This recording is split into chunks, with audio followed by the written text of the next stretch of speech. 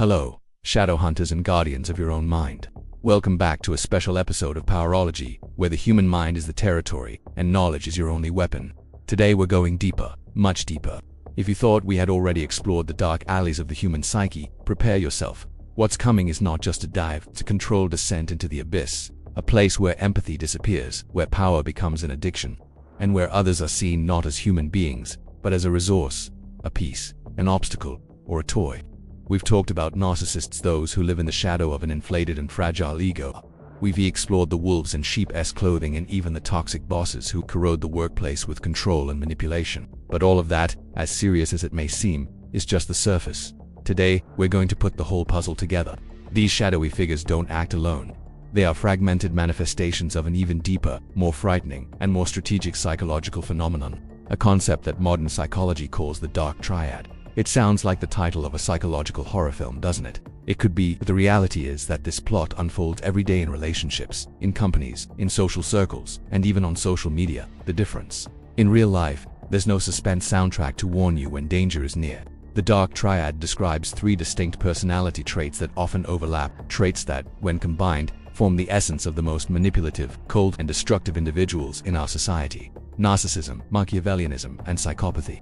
Think of these three as brothers, born of the same shadow. The narcissist is the brother who needs to be the sun in every solar system. He revolves around his own image and expects all the planets that is you to orbit around him. The Machiavellian is the brother who studies the game, anticipates moves, and manipulates the rules so that victory, in the end, is always his. And the psychopath, the psychopath is the brother who throws the board in the air, not out of anger, but because watching the chaos unfold is, for him, pure entertainment. Understanding how each of them operates, how they disguise themselves, how they attract you, and, most importantly, how they combine as a true PhD in emotional self-defense. This knowledge isn't just useful, it's essential. It's your invisible armor, your protection against the emotional predators who hide behind smiles, compliments, and good intentions. Knowing how to identify these masks is the difference between being easy prey or a sharp observer who doesn't fall for the game. So, take a deep breath.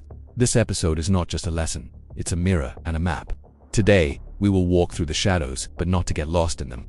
We'll do it so that the next time the darkness tries to swallow you, you have enough light within you to see, to resist, and to win. Number 1.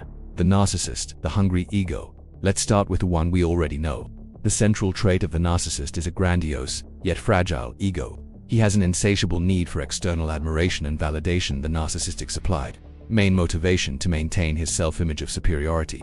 He needs to feel special, unique, and better than others. Main tactic: self-promotion, seeking attention, manipulating to extract compliments, and devaluing others to feel superior. Weakness: the ego. Criticism, indifference, or rejection are deadly wounds for him. He reacts with rage, narcissistic fury, or victimhood to protect his fragile sense of identity. The narcissist sees you as a mirror. Your only function is to reflect the grandiose image he wants to see of himself. The moment the mirror cracks or shows an image he doesn't like, he discards you or tries to break you. Number 2. The Machiavellian, the puppet master. Now, let's meet the second brother, the most calculating one. The term comes from Machiavelli, author of The Prince. The central trait of the Machiavellian is strategic and cynical manipulation. Main motivation: power and long-term personal gain. He is a strategist. Every action, every word, every relationship is a calculated move on a large chessboard to achieve his goals: money, status, control. Main tactic: deception, lying, flattery, forming strategic alliances, and using confidential information against others. He is a master at making others pawns in his game without them realizing it. Key difference from the narcissist: the Machiavellian doesn't need admiration. He is content to operate in the shadows. While the narcissist wants you to love him, the Machiavellian wants you to be useful. He can feign humility, praise others, and appear to be a great team player if it helps him advance his plan. He is more patient and less reactive to criticism than the narcissist, because he sees everything as part of the game. The Machiavellian sees you as a piece. You are a pawn, a knight, or a rook, and he will move you or sacrifice you without hesitation to achieve checkmate. Number 3. The psychopath, the remorseless predator. Finally, the most feared and misunderstood brother. The central trait of psychopathy in the context of the triad, often interchangeable with sociopathy, is a profound lack of empathy and remorse, combined with impulsivity and a search for stimulation. Main motivation: personal gratification, power, and thrill. Often they create chaos out of pure boredom or to feel the adrenaline of power over others. Main tactic: superficial charm, intimidation, pathological lies, and a chameleon-like ability to mimic human emotions they don't feel. They are the perfect social predators. Key difference from the other two. The psychopath has an absence of fear and anxiety that the others don't have. The narcissist fears ego humiliation. The Machiavellian fears his plan will fail.